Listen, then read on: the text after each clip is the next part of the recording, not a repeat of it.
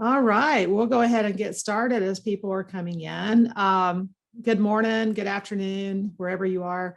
It's Dreama. I'm Dreama Gentry. I'm sort of stumbling this morning. I'm here at Berea College, Partners for Education in Kentucky. And thanks for joining us for this month's Conversation in Action. I'm really excited to talk with my friends from New Hampshire about the summit and that kind of thing. And I was thinking as I was logging on this morning, it was a year ago today that Berea College made the hard decision to send all of our students home. And all of our Gear Up team, our college access team, our Partners for Education team started working from home a year ago today. And I just never expected we'd be here at this point. But one of the things I've been amazed by is the resiliency of the young people we work with, but also of the folks doing this college access and success work, because the work has continued. And we've pivoted and we've all changed, but we're all still doing the same work. And so it's pretty fitting that we're talking today about the summit, because the summit last year that we had scheduled was canceled because of COVID, but we've turned and created this virtual community. So I'm excited to be here today with my friends from New Hampshire, with Stephanie and with Aaron. So Stephanie, Aaron, why don't you introduce yourselves and your organization, and we'll just kick off our discussion. Sure. Thanks, Dreama. We're really excited. As you can imagine, we're a little disappointed that everybody's not coming to visit us in New Hampshire, but we are going to make the best of it. And as you said, we've all sort of pivoted, and we're thrilled to get to continue to partner with you all. And so my name's Stephanie Lesperance. I work for Campus Compact for New Hampshire, and a little later I'll tell you a little bit about what that is. But I am the director of our Gear Up Alliance, which is made up of our 2 Gear Up grants we have here in New Hampshire. I'll turn it over to Aaron. Thank you, Stephanie. I echo your sentiments of wishing that we were going to be able to hold it in person, but still excited. And so I'm Aaron DuPuis. I am the Community Relations Coordinator at Campus Compact, and that means that I get to work with all of our really amazing kind of outreach programs and college access programs. So I'm really excited to be able to do that work. And over this next hour, I want to learn more about your all's work, and then also give folks a preview of the summit that's coming up. And one of the things that's really interesting as we went to this virtual environment is we've realized that there is a little bright spot in that by doing things virtually, people who can't travel or organizations and small organizations that haven't been able to travel are able to attend the summit. So the Rural Summit started with a conversation at INSEP a few years ago. And it's fitting, Stephanie and Aaron, you guys do Gear Up work. It's fitting that we're here and we're taking the summit this year to New Hampshire virtually, a place where Gear Up is sort of hardwired into the DNA. We did have 2 live summits in Lexington, Kentucky. And it was actually one of those, the second summit, we decided to take it on the road, and we were going to Arizona. So I am really excited to say that in 2022, we will be in Arizona, and we'll be previewing the Arizona summit during this year's virtual summit. But it was during that piece that I think we all met for the first time and talked about New Hampshire and bringing it to New Hampshire. Isn't that right, Stephanie? Or was it Aaron? I know we all talked. It was true. It was true. So in the interest of true confessions, we loved going to the summit. It was a wonderful experience for ourselves as a staff, but also our K-12 partners that we brought along with us. And so you made a call at the end of the session, and you sort of said, hey, we're looking for new partners to take the summit to. And my friend Aaron over here sort of whispered in my ear, Stephanie, you go tell her we want to host it in New Hampshire. It will be great. And so I was like, all right, if you're in, I'm in, let's go, we'll go. And so lo and behold, here we are today. So we're thrilled. We couldn't be more excited. And I think that, one of the good things is we actually got to visit you all in New Hampshire. We did a site visit and we saw the place. And we saw how beautiful and how rural looks different in New Hampshire than it looks in Kentucky, than it looks in Arizona. And so one of the things that we're going to try to do during this year's summit is to give people a perspective of your rural place, right? I think that's going to be a really important thing. So just tell us about the rural place you work and Sure. what it is and what we should know about rural in your place in New Hampshire. Great. So, so this has actually been really fun for Aaron and I, because as we have sort of talked about, how are we going to tell people about New Hampshire if they can't see New Hampshire? So it's been fun to kind of sit back and think about what are the things we love about New Hampshire. So we kind of came up with a list of the highlights of what we think you should know about New Hampshire. So for those of you who might not know your American geography, New Hampshire is kind of on the east coast of the United States. We have a very, very, very tiny sliver of coastline, about 18 miles of the Atlantic coastline that we're very proud of. And for you history buffs, we were the 9th state in the nation to ratify the Constitution.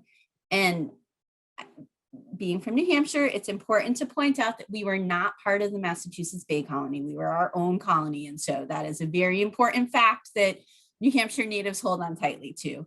And then just Aaron's going to talk a little bit more about sort of the beauty and what makes New Hampshire special. But I think one of the really important things as we're talking about rural communities is to share that here in New Hampshire, we do not have a sales tax and we do not have an income tax.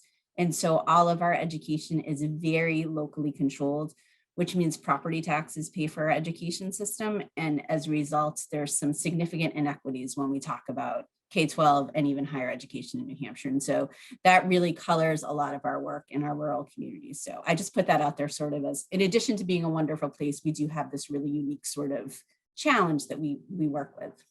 Now I'm going to turn it over to Aaron to tell us about the more fun pieces. Thank you, Stephanie.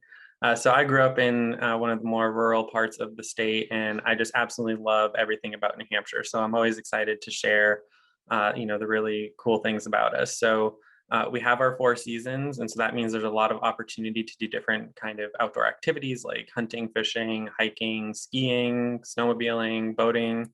We have a really large lakes region as well, in addition to our mountains. We're the 11th most rural state in the country, and about 90% of our state is actually considered rural. There's a few population centers in the southern part of the state that touch Massachusetts, and they're kind of considered the suburbs of Boston. So that's really where our population hub is.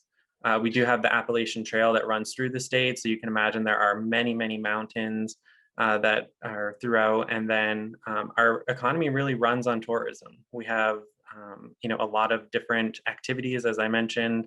And so it draws a lot of people to our state. And that's really what a lot of our rural communities, especially, kind of run on. They, depend on that money to come in during the different seasons. And we just have to throw it out there. We do have the best maple syrup in the Northeast. So despite what other states may say, we have the best. And I've had that maple syrup. Now my friends in Vermont would probably argue with you on that one, Aaron, because I think they've said the same thing. So we may have to have some taste testing there. Stephanie, you mentioned some of the inequity that because of the tax system and that piece. So I know that you serve communities through Gear Up and through other programs. So tell us about the communities and the size of the schools and how far they are. And you all are in Manchester, right? So sure. So we're in Concord, which is the state capital. So sort of the middle, basically. And so we serve with our Gear Up grant 7 districts kind of in the northern half of the state. So our northernmost district is Stewartstown, which is on the Canadian border. And they have a very small student population. I'm going to show my little, if everybody can see it, they're on the 45th parallel. So halfway between the equator and the North Pole. So that's sort of their claim to fame. And it's beautiful. It is a stunning, beautiful place to visit. And it's a great little community. It's interesting. They've got their own sort of, they're on the Vermont border. So there's some conversation about actually combining, as populations have changed, combining into one sort of interstate district. So that's got its own kind of interesting what happens there, who goes to which schools. And so that's been something that we've sort of been part of as the years have gone on. Our other 3 districts above the north, so north of the notch, there's in the state of New Hampshire, we call it north of the notch. It's sort of, once you go past this gap between the 2 mountains, it kind of becomes very much more rural. And so 4 of our schools are north of the notch, 3 are below the notch. So we have Stewartstown, as I mentioned, on the Canadian border, Berlin, which is where Aaron graduated from, and it was a mill town for many, many years, and the mill has closed, and so there's been some economic decline in the city. Still a beautiful, beautiful city, nestled kind of at the mountains. Another very small district called Lisbon, which is a K-12 all-in-one building school. So all of the kids are together all the time from the day they start kindergarten, which is kind of a unique thing. And then also in the North Country, we serve Whitefield, which is a very small district, again, kind of nestled in the mountains. Much of their economy is based on tourism. And then our other three districts below the notch are a little bit bigger. So Laconia, which is in the Lakes region. So they kind of have an interesting dynamic. They are they're on the shores of Lake Winnipesaukee, which is a resort destination in the summertime. And so there's kind of that dynamic where you've got families that are very wealthy coming, vacation homes, and then you've got families that live there year round, and there's kind of that dynamic at play.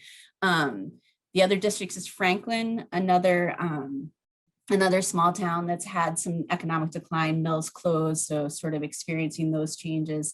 And then our last district is Claremont, another, again, mill town on the Vermont border that actually, if anyone cares about New Hampshire education finance, they are the district that brought suit to the state of New Hampshire, claiming that the property tax system that we have does not provide for equitable education for students. And so that was about 20 years ago, and we're still kind of having that fight, trying to figure out how do you fund education equitably when you don't have sales or income tax, and what does that look like, and who defines what an adequate education is, and who makes that decision, and how does that. And so a lot of our work really is about addressing some of those inequities and the lack of resources for our students around college access and success planning. So that was a very long answer to a short question, but those are our 7 very special districts that we work with and that we're incredibly proud of.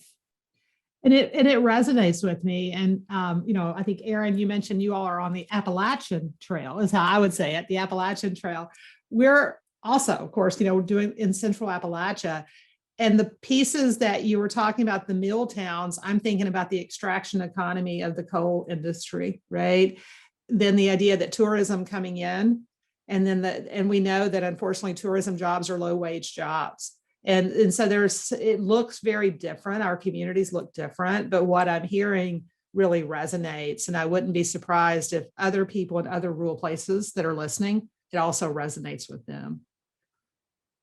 And I know that we've talked about Gear Up, but you all also do other programs and service programs. And Aaron, I know you were a Vista. So you want to tell us a little bit about what you all do around national service and how you're using that to serve kids in your place? Sure, yeah, we definitely love to support service years and really champion national service. So Campus Compact has had a VISTA grant for many, many years. We support Maine, New Hampshire, and Vermont through this program. So it's really about collaborating between the 3 states. So we place 30 members across the 3 states who are addressing college access and success for low-income students.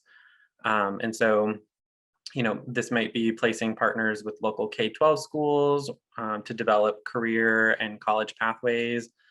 We place a lot of members with local colleges, including the community colleges that are creating supports for those students who are attending those institutions, and really thinking about developing infrastructure at those colleges to retain the low-income students. Thinking we place a member, for example, at White Mountains Community College in that northernmost rural part of the state. And the Vistas there really do a lot of community-based work to make sure that these students are supported, and thinking that a lot of these are not traditional students. They're members of the community, and so it's kind of going beyond that traditional model of serving younger students. And for most of our sites, they are in rural places in Vermont and Maine. And then most recently, we did secure a grant to place 20 Americorps members who are focused on addressing food insecurity. A third of these members are serving on college campuses, and they're working to address basic needs and security for students, but also thinking about what are those statewide networks that we can bring together to really leverage resources for not only the urban communities in New Hampshire, but the rural communities. So we do a lot with service, and we're really proud of the work that all of our members do. And I loved the experience that I had when I was an Americorps member with Campus Compact. And so I'm really excited to be able to continue that work as a staff member. And Aaron, are a high percentage of your members residents of the communities they're serving, or what is your member? I'm asking because we do an Americorps program, and we find that in our rural place, the majority of the members are from the communities they're serving in. And I'm curious. Yeah, that's a great question. And it's something that, we've been thinking about recently, because last year our recruitment really did kind of focus on more of a national scope. We had some new sites, and we're really trying to be intentional about making sure we got some great people for those. And I would say traditionally we recruit from New England, but as I mentioned, this corps that we recruited last year, they're from all over the place. I would say more than half of them are from California, Florida, all over the place. So it's been kind of interesting for us to work through the not challenges, but the new ways that we have to interact with folks and help them prepare for their service coming from, from outside of New England. Yeah, and there's value both ways, because then those students and those small places get to meet people from other places, right? So we struggle with, I think it's a both and. I think we have to have residents doing the service, but we also need to have some of that other perspective coming in. So that's exciting. And it's exciting to see that folks that do the service end up in the place doing the work. So I think and you sort of exemplify that piece. Stephanie, it occurs to me that folks may not know what Campus Compact is. Sure. It's not a household name. It's okay. I don't take it personally. So Campus Compact is actually a national organization that was founded many years ago by a group of college presidents who wanted to really think about recommitting institutions to the civic purposes of higher ed. So really, that's sort of an academic kind of way of saying that we're really focused on promoting service learning, and civic engagement across our campuses. And so Campus Compact's a national organization. Campus Compact for New Hampshire, we're a state affiliate. And all of our colleges and universities in the state, public, private, 2- and 4-year institutions are members of Campus Compacts. And we work with them with the college presidents make up our board, and they sort of drive our mission. And then we also work with the community service directors, so kind of the volunteer coordinators on campuses. It's sort of a new, in the last 20 years, kind of field that's emerged on campuses, but really thinking about those community partnerships. And then we also work with faculty to think about how do you use a community as your classroom, and what are some strategies to do that, and what does that look like? And so Campus Compact as a national organization has a particular strategic focus on college access and success. So that's kind of how we got into the college access and success space. And as Dreama, you said, so our 2 primary projects we do around that are our Gear Up grant, and then working with our vistas. And Campus Compact here in Kentucky, we've partnered with them for several years on programs like the College Coach Program, where they put Americorps in schools as college coaches, but also in that sort of partnering with colleges that we may not have had a connection with. They really gave us a front door in. So I would encourage folks to look at their state, and if their college access program has not yet connected with Campus Compact, that would be a great connection. And maybe what we can do in the chat, one of you guys could put, if there's like a national, like an email or a website for the National Campus Compact, that way folks are curious about that. Absolutely. So anything else you want to share about New Hampshire with us and your work before we talk about the summit and this thing that we've created together? All right, I'm getting no heads and everybody's muted, so I'm guessing that we'll keep going. Stephanie, you were talking, but you were muted. Oh, see, I told you that was going to happen. I told you, I'm sure there's exciting things we want to share with you, but they'll sort of come organically. So yeah, let's talk about the summit because we're excited. We can't wait. Cool. And I think Jay is doing our tech today. Jay, if you'll put the slides, we have a couple slides because I'm horrible about dates. So we're actually doing a Rural College Access and Success Summit week. And it's the week of April 26th. And I think this is actually the week we were going to be there or close to the week that we were going to be in New Hampshire. What we've designed, and we've talked to folks and we've attended a lot of online things this last year, is we're going to do 12:30 to 3:30 each day. And the 12:30 to 1 will be networking time. And our friends in New Hampshire are helping us to develop that. And that'll be time where they have a chance to share a little bit more about their place. But we also know that it's just an important time to build in. And then 1 to 3:30 each day will be our programs. And Jay, if you'll go to the next slide, we can show the outline of the week. We haven't put the times into this yet, but each day we'll start with networking. And then we have what we're calling voices of community. And they're really mini TED Talks, like, 20-minute TED Talks, but I wasn't sure if I could put TED Talks on here or if that's like copyrighted. So we're calling it Voices of the Community. And it will be somebody who connects with a rural community in a specific way, in a specific role, sharing their experiences. So I anticipate having a community college president share about how they're located in a rural place and how they're working in that community. A nonprofit who has a specific model will be sharing during that time. We then build in the plenary sessions. The plenaries are the 50-minute, it'll be panels or individuals speaking, and then breakout sessions. There'll be a whole slate of breakout sessions that folks can sign up for. And then on Thursday, we're doing what we call deep dives, which is a 2-hour intensive session where participants can be engaged more and have an opportunity to really do and participate more, a higher level of participation. So that's the flow of the week. Stephanie, Aaron, anything you want to say about the flow before we start talking about some examples of some of the sessions? Nope. Cool. So let's think about the breakout sessions, because I think that's a really cool piece. And that's really where folks will have an option. And I know that, Stephanie, we're working with you all, and there's some of the breakout sessions that will provide more of an opportunity to hear about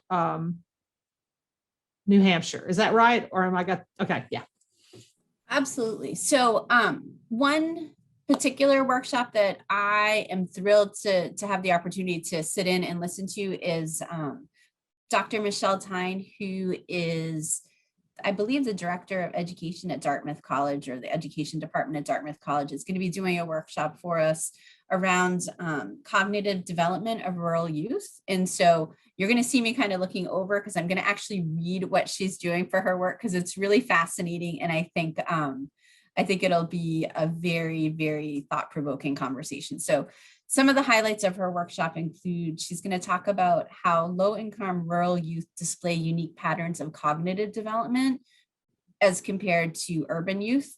And she's going to share research documenting how what those differences are and how those can be sort of affected by intervention. And she's going to share some of the intervention work that she's done that aims at really improving educational outcomes for low-income rural youth. So I just think it's fascinating the way she's kind of blended brain development and cognitive development, along with, what are the solutions? So she's identified what might be the issue, but then how can we actually do something and make an intervention? So I'm really looking forward to what she has to say. And I think that research and the practice is so important, because we all know that in getting the funding for our work, we need to show the research, right? But we also then have to have the skill to take that research and put it into practice. So I'm really excited, because I think that session will give us some research and examples of practice. So that's really cool. Erin, you mentioned food insecurity. And so one of the breakout sessions I'm excited about is Tamara Sandberg, who is with Save the Children U.S. programs. They have actually developed out a food insecurity strategy, working with communities across the country. And she's going to share that strategy, because I do think that to do good work with the students we're serving, we need to make sure that they're being linked to opportunities around food insecurity. And I'm interested that you all in your vistas around the food insecurity piece, you've placed some on college campuses. Is that because you see the college campus population also suffering from food insecurity? So I think it's a combination. many of our institutions are actually kind of the centers of their communities, right? So we see that with our K-12 partners and our higher ed partners, that they're sort of oftentimes the center of a community. And so they do a lot of the community outreach, but we're also seeing an increase, especially in our community college and food insecurity. And so actually the model that we built, because we really want to think about systemic change to food insecurity across the state. And what we did was split the state up into regions, and then each region is getting a vista that's focused on a youth serving organization. So that could be an after school program, the YMCA, boys, or a school district. Then another that's focused on a community-based organization, so tied to the food bank, probably most likely in that community, and then the higher ed institution. So really thinking about bringing people together. And so part of their work, in addition to what they're doing at their site, is actually bringing partners together to have those larger conversations about how do we not duplicate our services? How do we expand our services? What are those systemic barriers that our clients are facing, and how do we address those? And so it's a little bit of both and when we talk about the college campuses and why we're putting members there. And I think that's, Tamara will talk about both those pieces, right? That we have to be working towards systems change, but we also have to be partnering locally. And I know that just from my experience here in Appalachian, Kentucky, folks who've been doing college access over this last year have had to become connected to food distribution, to other pieces, right? So that's a really interesting session I'm looking forward to. I have lots of breakouts I'm interested in. Is there any other breakouts that you all want to talk about, or is that the one you wanted to highlight? I think that's the one we wanted to highlight. Right. We are working, social emotional health is sort of on the forefront. And so I know that we're going to be doing a deep dive, and we'll talk about that in a second, around social emotional learning. But we do have a breakout session that is focused on college students. And as those students transition into post-secondary, how do we also support them in their social emotional development and help them transition into college? And looking at the slate of breakouts, there are several breakouts. I see 3 right off the bat on my list that are really targeted toward how do we ensure that once students enter college, they are successful in college. And I think that that really has sort of been our expansion as we've done this summit, of realizing we can't just focus on getting them into college. We have to also bring the partners to the table that are working with them through college success. And so I think we have multiple sessions that are available for those folks that are really saying, okay, they're here now. How do we hand them off, and how do you ensure their success? And then the partnering piece too is really important. And we are working, and one of the things Partners for Education has done is to roll out a similar summit around libraries and rural libraries and how they connect to educational success. So we will also have breakout sessions throughout the summit that are applicable to community partners. And this will be the first time that we've added some of those sessions that if you may not work directly in college access and success, but you're contributing as a library or as a food bank, right? And you'll find some sessions that would relate. So I'm excited about the breadth of the breakout sessions. I think it'll be broader than it has been in the past. We still have a couple of slots available, so I'll do my shameless plug. So if you're listening out there and you have like a burning idea, or you know somebody in your rural place that's doing really great work that needs to have a venue, connect with us. We'll have an email address, or Sam has connected with you all, or you wouldn't be here. Just give us that information, because we do have a few slots available for breakout sessions. So the breakouts with Zoom, the breakout sessions will be 50 minutes, and we expect, depending on the number of people who show up for the summit, they may be large rooms, right? But I do think that with the virtual piece and having the breakout sessions and our platform, we'll be able to accommodate a lot of folks in those. All right, that's breakouts. Now we go to the deep dives, which is the Thursday 2-hour session. And the deep dives are our attempt to really do some hands-on digging deeper into one piece of the work. And we actually have one of the deep dives where we've got a short video where Bob Martin, who's an artist and a teaching artist and a community organizer, who is going to lead a session, and Bob's going to tell us about his deep dive. So Jay, I think you can run the video, and that will give us the information about Bob's session.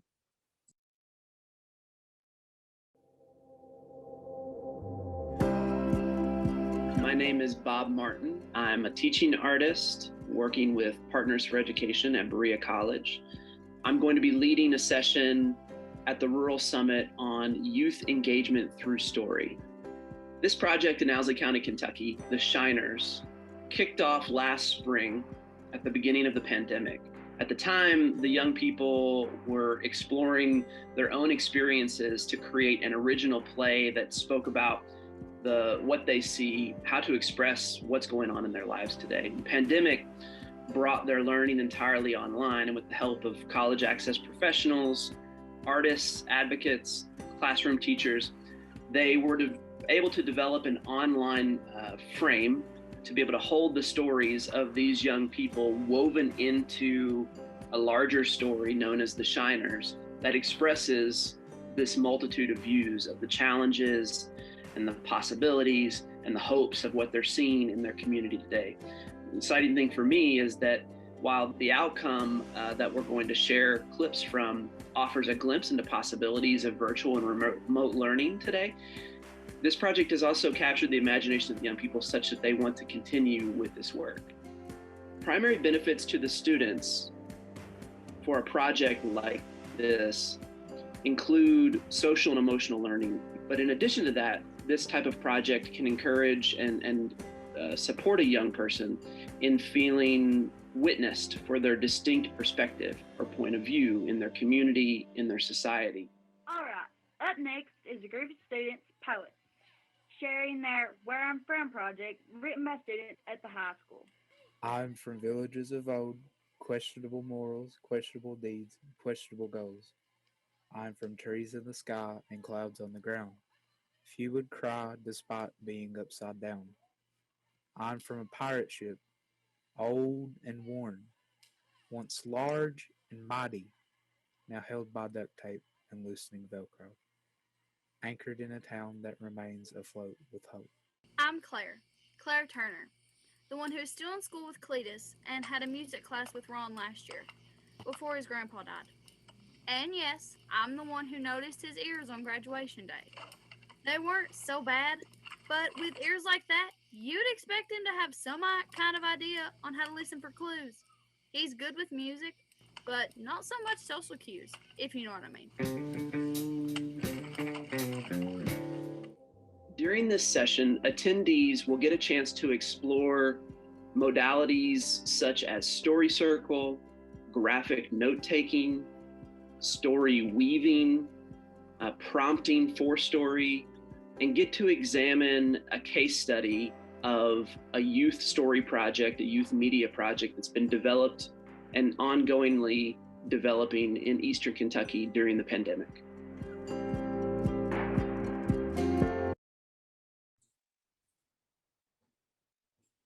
I just love that clip, and I love that phrase, afloat with hope, right? Yes, I'm just really excited about that. And I know Bob is going to be bringing in some young people into his session too, to talk about the work and that. But one of the things I think we've realized is we have to keep connecting virtually with young people, that this, even when schools come back in session, we're still going to have these virtual environments. And I'm excited about this session because I think it's some tools we can all use in better connecting virtually. Erin, you've been involved in 2 of the deep dive sessions, one around trauma-informed care. So tell us a little bit about that one. Sure, yeah. So we have Dr. Cassie Yackley, who works in New Hampshire.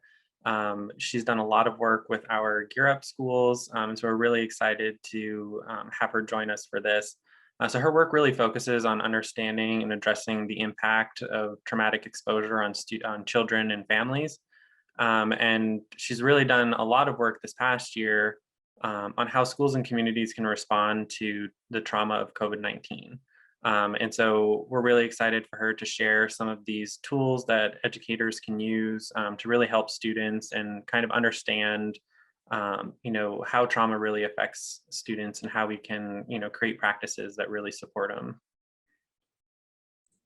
And I've got a train behind me. So if y'all hear a weird noise, there's a train going by. I know that one of the things that we talked about, and one of the reasons we were excited to partner with you all is your experience in service and thinking of Vistas and Americorps members that are serving. So I'm really excited, Aaron, with the session you're pulling together, the deep dive for people who are currently serving. So tell us a little bit about that. Sure, yeah. So as I mentioned earlier, I am really passionate about service years, and I'm really thankful for the experience that I had. So I'm really excited to be working on this. So we're going to have 3 focus areas.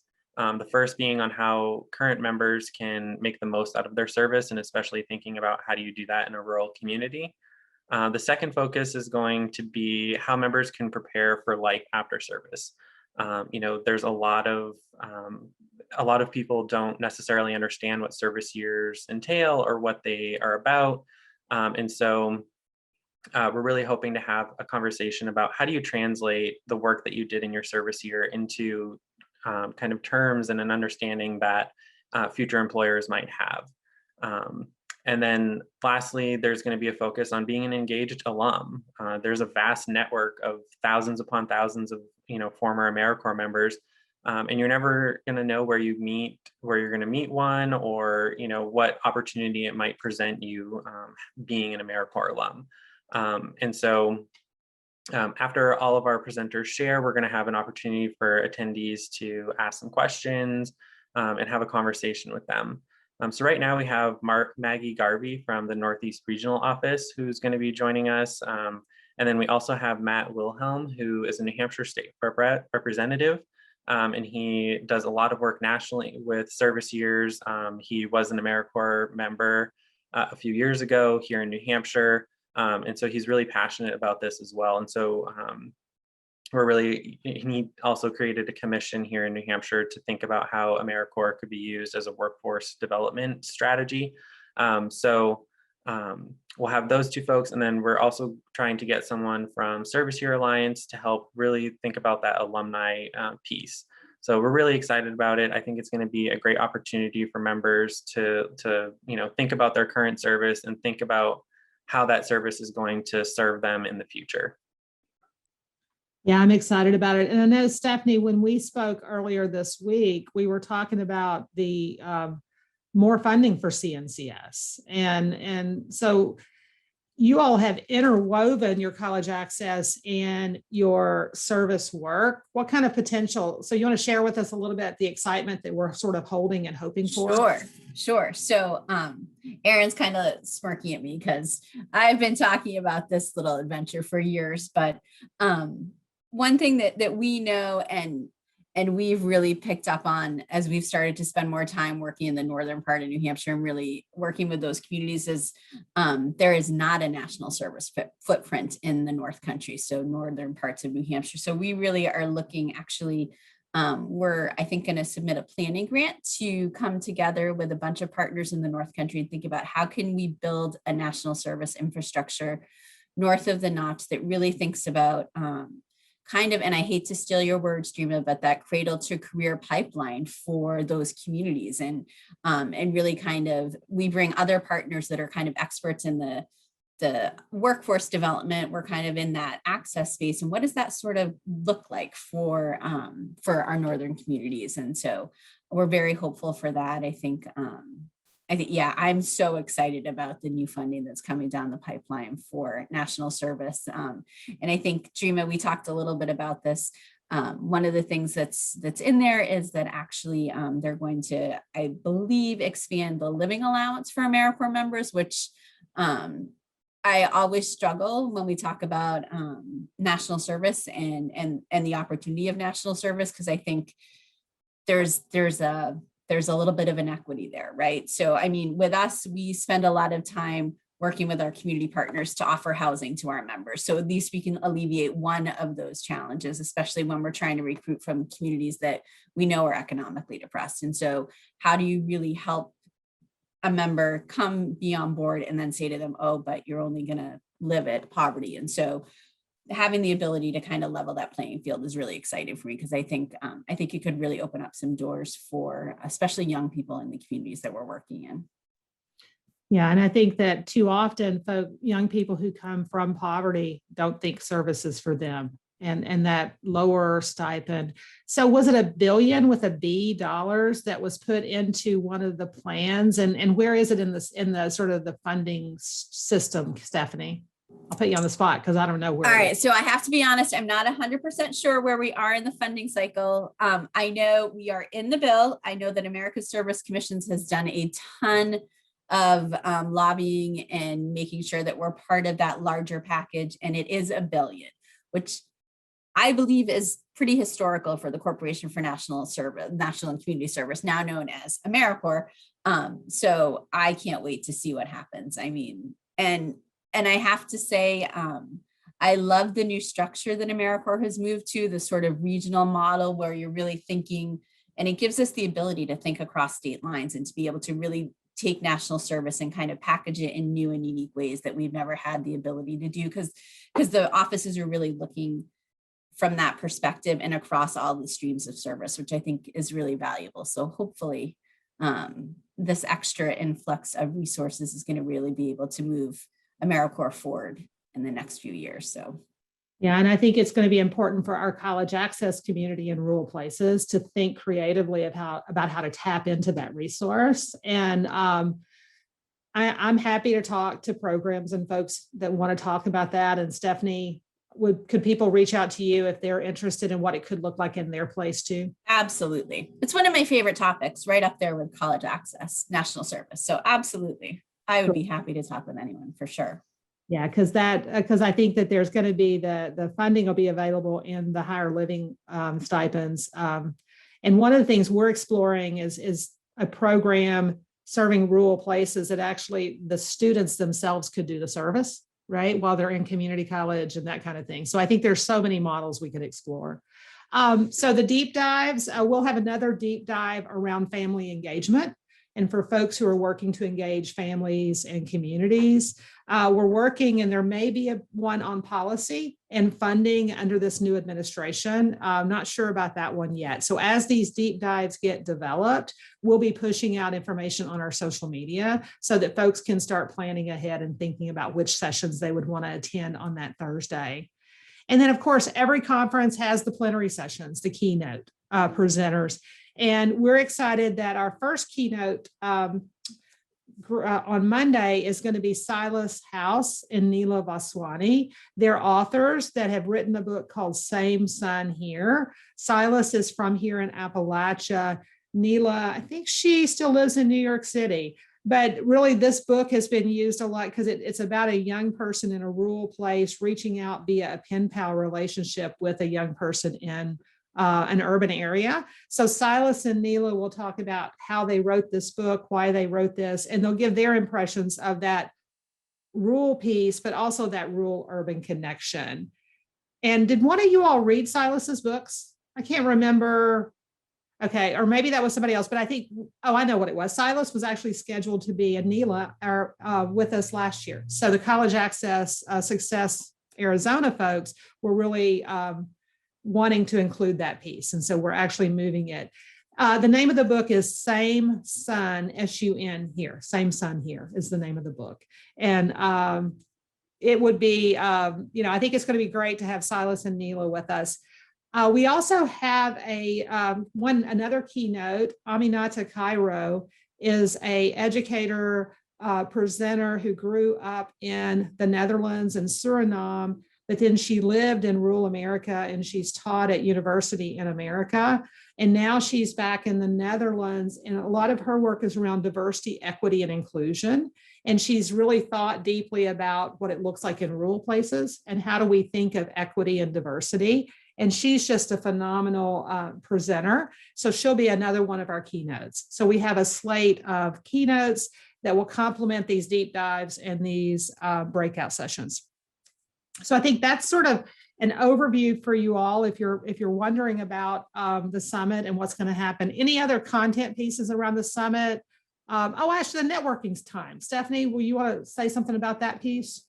Sure. All right. So yesterday in our conversations, getting ready for today, Dreama sort of asked us all what we were most excited about. And shocker, all of my friends on the call who know me well will be not surprised to hear that I am most excited to get to actually see all of our friends that we've made over the last couple of years in the access field, and especially our rural partners, and just a chance to get together and talk and think about what are you doing, what works, what doesn't work, and sort of even commiserate a little bit about what we've been through in the last year. And really, I think one of the things that's really special about the Rural College Access and Success Summit is that those conversations you don't always get to have when you go to a National College Access conference, right? Because college access feels really different when you're talking about rural communities. And so having a chance to connect with people who really understand what it means to go to a school that's K-12 in one building, or a school that has 12 kids in the graduating class. And so just that's a very different experience than many other programs. And so I'm really excited about the networking opportunity. And as my friends will tell you, I'm a big fan of the whole trying out new activities. So we'll have some fun things to unveil during the network session. So I strongly encourage you to build it into your half hour before you start before you can make sure you come to the networking session, because it'll be fun and you'll learn something and you'll make new friends. So it'll be great.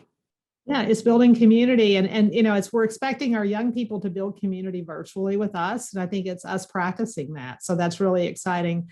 Aaron, what excites you most about the upcoming summit?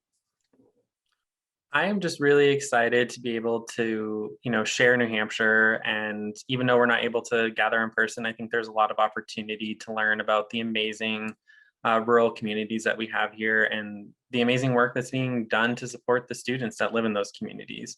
We're a really beautiful state. We have a lot of passionate people, and I'm just really excited to be able to share that with everyone. So really excited to connect, and I really hope that you take advantage of the New Hampshire presenters that we have, really check out their sessions. And then as Stephanie said, we're going to be around during the networking piece. And so we would love to chat with you and learn from you and share what we have here in New Hampshire. So that's what I'm really excited about. And I always get to answer my own questions, which I love it. So what I'm excited about is a couple of pieces. Is that doing this virtually allows us to bring in some voices like Aminata's voice, and she's in the Netherlands, right? So and we actually have another one of the plenaries that will be the voices of students, and we're working on that. And I know somebody in the chat said that we have to listen to young people, and so there will be a plenary, and it will be the plenary on Friday right before the closing, that's led, and where young people are really letting us know what they think about this, how we should address these inequities, right? Not necessarily their own lived path, but what they think would work to support college access and success. The other piece that I'm excited about is that because folks don't have to travel, we can get more folks in and we can make it more affordable. And so we do have a slide that really shares sort of the pricing structure of this. And so Jay, if you'll share that slide, because I don't trust myself to get it right without the slide. So what we've done is you register as an organization, and the organizational registration fee is $250. After your organization has registered and arranged the payment, Samantha, who coordinates the logistics of the summit and these things, will be in contact with you, and you'll be given a unique link that you then can share with folks in your organization. So for example, I had a conversation yesterday with a Gear Up program that's a state grant that's working in multiple schools across the state. So if they register that state grant, they can share that link to their Gear Up staff at their multiple sites and to school partners. And so we do have a large license on a number of attendees. And so if we happen to get to that where we have to shut it down, we'll let you all know. And Sam will put in the chat the maximum number we can have for the conference. And it's a huge number. I don't think we'll get there, but who knows? But as an organization, if you're a college access network for like our friends at the Florida College Access Network, they could share the link with all of their members that are members of the Florida College Access Network. And so we're expecting more people because of this. We also realize there's folks out there doing this work that are really not part of an organization, or they're part of an organization where there's not the funding for professional development and these type of things. And so if you do need to register as an individual, then there's no cost for that. And Samantha will send out a link. And so again, Samantha is the key conduit for this. And Sam, can you actually put your email address back in the chat too, so that we make sure we have that? So I think that's the only slide. Jay, if there's another slide, go to it. Otherwise, we'll just stop the screen share. Yeah. And I do think this morning we had 40 organizations registered. You know, the really scary unknown part of this, Stephanie and Aaron, is we don't know how many people from those organizations will attend. But with this virtual world, I guess it doesn't matter. But does that make you all nervous? It makes me a little nervous. It's going to be epic. It's going to be epic. It'll be wonderful. I love it. The more, the merrier. It's awesome. Yeah. And then there is a question about the access link. And Sam, can you, if you don't know that, just type it in there. You know, the other piece is this is our first time of ever doing a summit online, and we're using a platform and we're learning a lot. So the actual link to get the access will be sent out a few days before it begins. I think we're closing in on our time, guys. Any pieces or closing thoughts that you want to share? No, I can't think of anything except to say thank you so much for taking a chance on us and making this pivot with us to virtual. And we're thrilled to be part of this network and part of this adventure. So, and we look forward to seeing everyone in a few months, in less than 2 months. Hey, honey, it's almost like a month and weeks now. We're getting close. What about you, Aaron? Any closing thoughts? Just, thank you for, allowing us to partner on this. And again, we're just really excited to be able to connect virtually. And as you mentioned, I think we're going to have the opportunity to connect with a lot of folks that are not normally able to do something like this. So I'm really excited about that part of it. Great. And I do think that even when we get back to meeting in person, we'll be in person, knock on wood, in Arizona in 2022, that we'll continue to do these virtual pieces too, because I think it really has to become a both and, where we do this kind of networking virtually and we gather together. So I want to thank everybody for joining us today. We're actually wrapping up 5 minutes early, so folks get a breather before their next Zoom. So thank you, guys. We'll see you in April. Reach out to Sam if you have questions. We hope you all get registered for the summit. If you do have suggestions of topics that you think are really important, or presenters that do a fabulous job in rural places, email those to Sam also, because we do have some spaces in the agenda that we're filling in. So thank you, everybody. Thank you, Jay and Sam, for doing tech for us today. Thanks, Dreama. Have a good day, everyone.